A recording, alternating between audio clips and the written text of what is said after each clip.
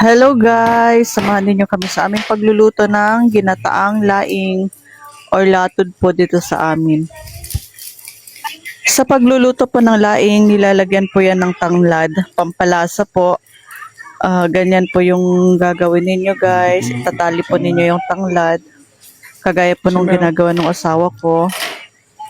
Gayahin niya na lang po yung ginagawa niya.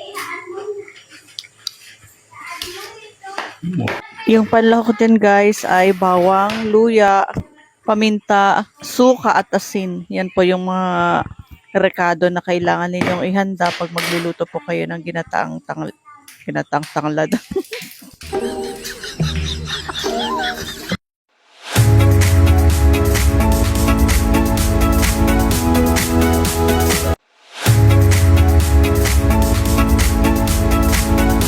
Para naman guys, makuha yung gata sa niyog, kailangan lagyan natin ng mainit na tubig. Kailangan tansyahin lang po yung ilalagay na tubig kapag unang piga po yan kasi yan po yung kakang gata. Kukunin po natin yan, yung kakang gata po niya.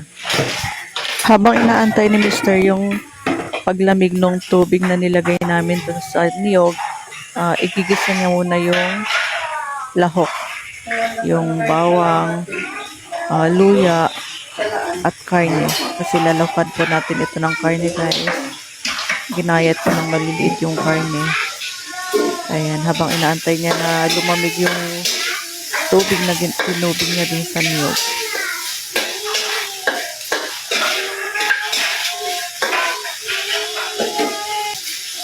Time to piga-piga na guys. Kailangan ng strainer para hindi maisama yung buo-buong niyog. Kailangan yung tubig lang po niya ang makuha natin. Ayan. Kailangan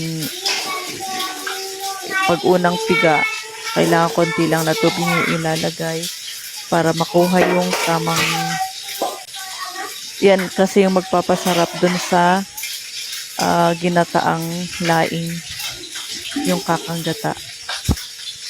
Kailangan forsahin yung pagpipiga para yung langis nung niyog ay makuha. Ganyan. Kagaya ng ginagawa ng asawa ko. Yung pagpiga. Double tandem kami guys. Ako yung tagahalo doon sa ginigisa niya sa likod. Siya naman tagapiga. Kailangan talagang forsahin yung pagpipiga para makuha yung tamang gata.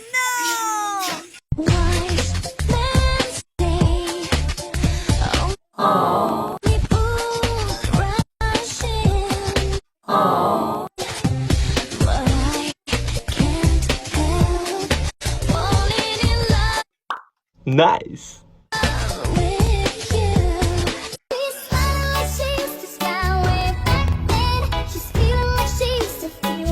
Set aside na natin guys yung unang piga. Ang gagawin naman ng asawa ko yung pangalawang piga.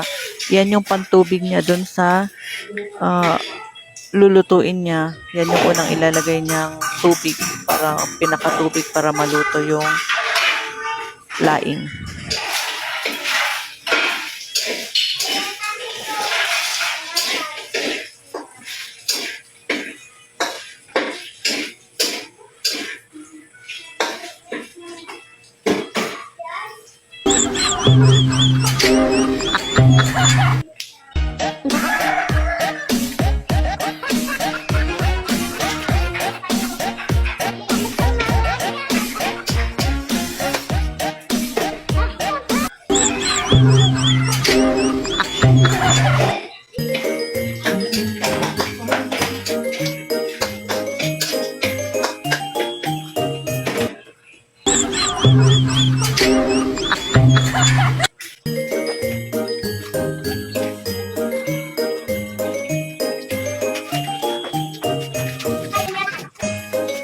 At dahil natapos na niyang pigain guys, yan itutubig na niya dun sa ginigisa namin na mga lahok.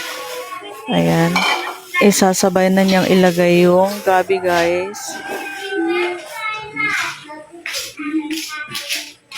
Sapal. Ito guys ay sapal. Sapal na ang tawag dito. Napigaan na po ito.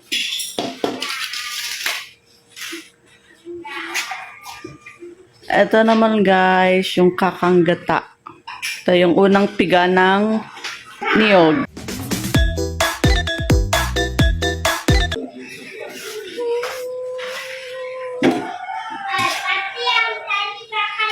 Ay, wait.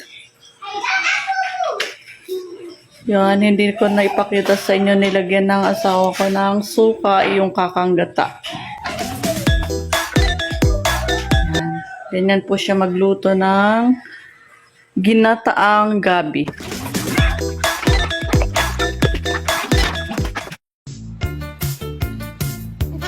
Ito guys, kasi luto na. Luto ko ba ito?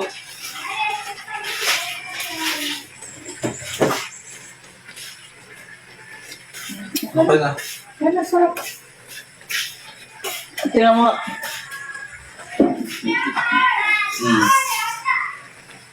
Oh. Lagay na po natin yung kakanggata. Ayan. Dahan-dahan lang pong ilagay. Ayan. Ayan. Yan po yung kakanggata, yung unang pinigaan sa niyog. Yan.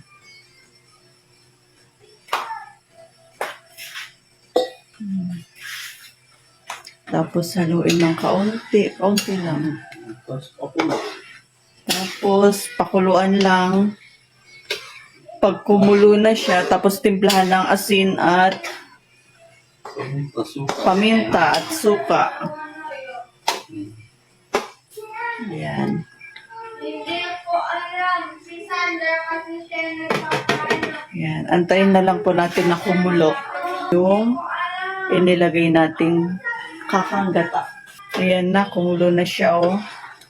Ayan. Ayan. Kumulo na. Tapos, tikman natin kung okay na yung lasa.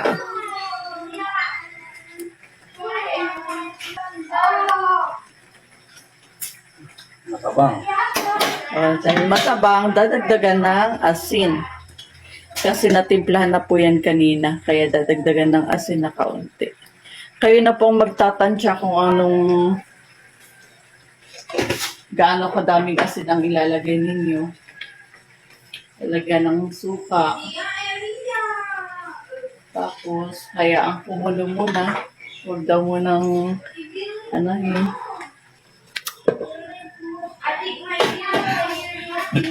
Antayin natin kumulo ulit. Okay na. Masarap po siya. Ayan, oh.